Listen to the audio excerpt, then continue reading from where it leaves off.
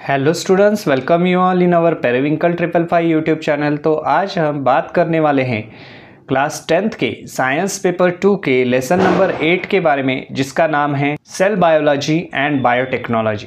तो इस लेसन में हमने अपनी पिछली वीडियो में green revolution, white revolution and blue revolution के बारे में जानकारी ली।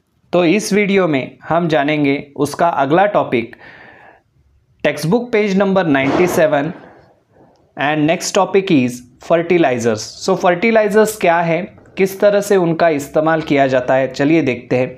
2 types of fertilizers are used in the agriculture. 2 type के जो फर्टिलाइजर्स है उनका एग्रीकल्चर में यूज किया जाता है। One of those is organic manure and other are the chemical fertilizers. उसमें से एक जो है वो ऑर्गेनिक मैन्योर है, ऑर्गेनिक फर्टिलाइजर्स है, और दूसरा जो है वो केमिकल फर्टिलाइजर है। Water holding capacity of the soil improves with a soil conservation due to the use of the manure। Manure का यूज करके क्या हो जाता है, वाटर होल्डिंग कैपेसिटी जो है वो सॉइल की इंप्रूव की जाती है with a soil conservation. Soil का कंजर्वेशन भी होता है। सो ये मैन्योर के यूजेज जो है उन्होंने यहाँ पर बताया है। वाटर होल्डिंग कैपेसिटी जो है वो सॉइल की इंप्रूव हो जाती है सॉइल कंजर्वेशन की वजह से, and due to the use of manure. Manure अगर हम उसमें यूज करते हैं तो वाटर होल्डिंग कैपेसिटी जो है वो सॉइल की इंक्रीज होती है। चलिए देखते हैं next page.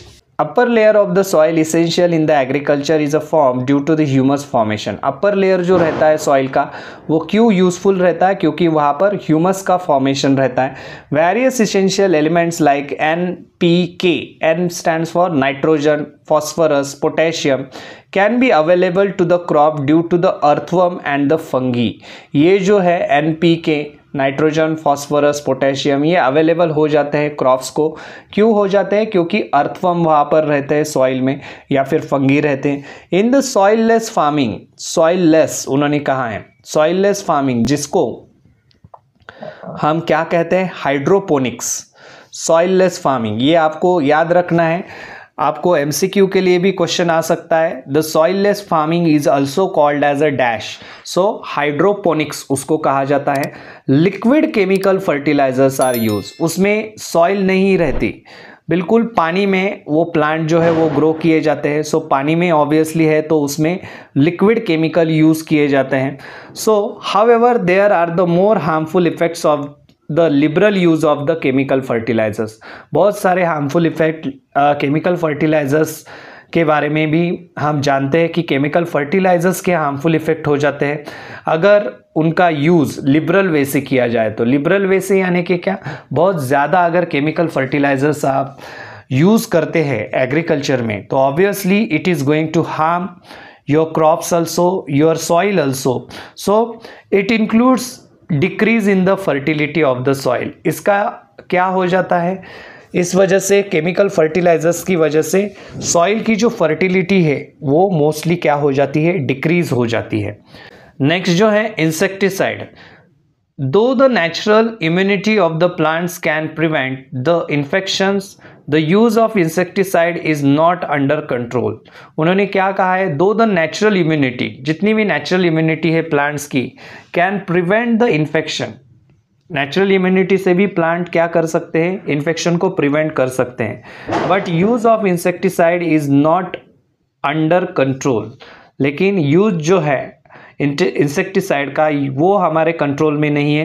Irrespective of the natural friends of the farmers like frog, the insectivorous birds, pesticides are used on a large scale for increase in a yield. उन्होंने क्या कहा है, irrespective of the natural friend, natural friends का इस्तेमाल करने के बजाय, natural friend कौन कौन से फार्मर के, जैसे फ्रॉग हैं वो पेस्ट को खा जाता है, इंसेक्टिवोरस बर्ड्स है, पेस्टिसाइड्स है, तो इनका इस्तेमाल करने के बजाय क्या किया जाता है, इंसेक्टिवोरस बर्ड्स का इस्तेमाल करने के बजाय pesticides are used on the large scale. Pesticide का इस्तेमाल ज़्यादा से ज़्यादा किया जाता है, लार्ज स्केल पर किया जाता है, जो प्रोडक्शन है वो इंक्रीज करने के लिए, एग्रीकल्चरल प्रोडक्शन इंक्रीज करने के लिए। Pesticides are in fact a type of poison. Pesticide एक तरह का क्या है, पॉइजन है। This poison enters the food web through the water and the food and its biomagnification occur. अभी ये चीज़ आपको समझ लेनी है। पॉइजन जो है ये मतलब पेस्टिसाइड एक पॉइजन की तरह है, ये फूड वेब में जाता है।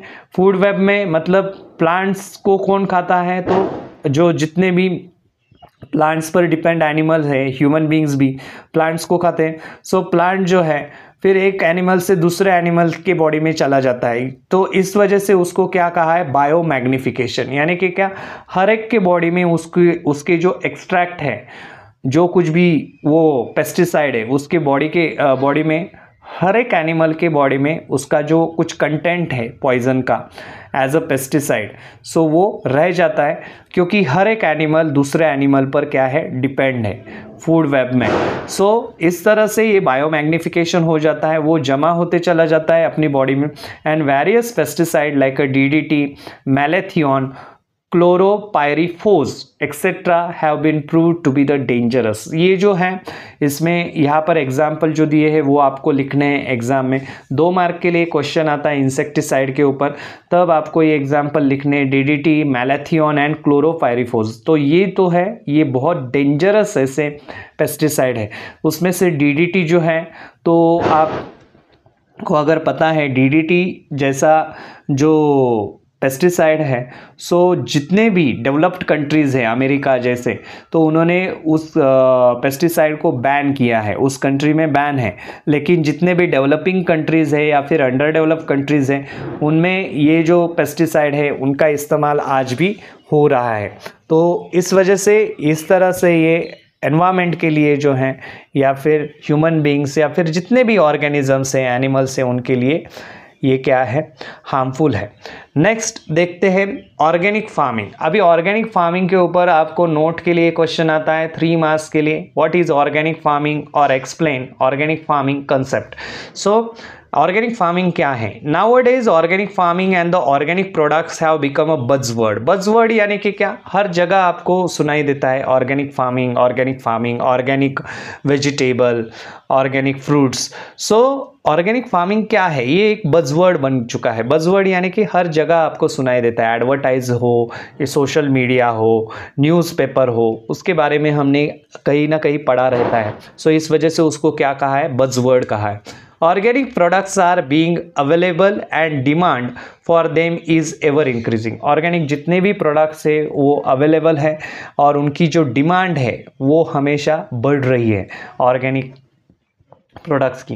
सो chemical fertilizers and the pesticides have been used on the large scale. जितने भी केमिकल फर्टिलाइजर्स है, पेस्टिसाइड हैं, वो लार्ज स्केल पर यूज़ किए जाते हैं। And these poisonous chemical reach the human body through the food and water and there adverse harmful effects on the human and the environment became apparent. उन्होंने क्या कहा है, जितने भी केमिकल फर्टिलाइजर है, पेस्टिसाइड है, लार्ज स्केल पर हम यूज़ करते हैं एग्रीकल्चरल प्रोडक्शन बढ़ाने के लिए, लेकिन ये पॉइजनस है और ये ह्यूमन बॉडी तक पहुंच ही जाते हैं फूड वेब के ज़रिए एंड द वाटर, या फिर फूड की तरह ज़रिए या फिर वाटर के ज़रिए।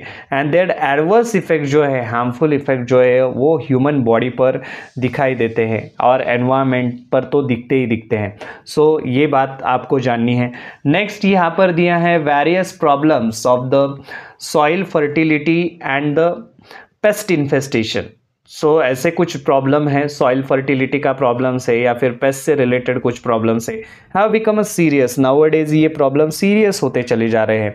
सो as to overcome these problems farmers are opting the organic farming. So ये प्रॉब्लम जो है वो कम करने के लिए फार्मर्स ने क्या देखा है, आजकल फार्मर्स जो है वो ऑर्गेनिक फार्मिंग की तरफ मुड़ रहे हैं, ऑर्गेनिक फार्मिंग की तरफ जा रहे हैं। सो ऑर्गेनिक फार्मिंग में कोई भी किसी भी तरह का पेस्टिसाइड जो है, केमिकल पेस्टिसाइड जो है, इंसेक्टिसाइड जो है, इसका इस्तेमाल नहीं किया जाता। सो नेचुरली सब जो है वेजिटेबल है या फिर क्रॉप्स है ग्रो किए जाते हैं, इस वजह से इसका इस्तेमाल ज़्यादा से ज़्यादा आजकल किया जा रहा है ऑर्गेनिक फार्मिंग का। It includes the complete ban on chemical fertilizer. Organic farming में क्या की जाती है चीज़, तो यहाँ पर आपको लिखना है complete ban on the chemical fertilizer. Chemical fertilizers का यूज़ बिल्कुल भी नहीं किया जाता ऑर्गेनिक फार्मिंग में। एंड पेस्टिसाइड है, या फिर use of local sturdy varieties, local sturdy variety जितनी भी है प्लांट की, तो उनका इस्तेमाल किया जाता है। And thereby maintaining the natural balance, उससे क्या होता है, नेचुरल बैलेंस भी मेंटेन होता है। And definitely this is the welcome decision, और एक तरह से ये क्या है, एक अच्छा डिसीजन है।